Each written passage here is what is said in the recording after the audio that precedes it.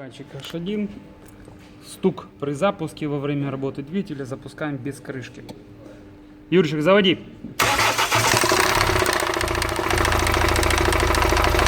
Слушай. Все видно, что тарабанит именно натяжитель. Теперь, чтобы исключить, что этот стук, вставляем отверточку в натяжитель. Юрчик, готов? Скажу когда. Все, запускай. Все. Стука нет. Слушай.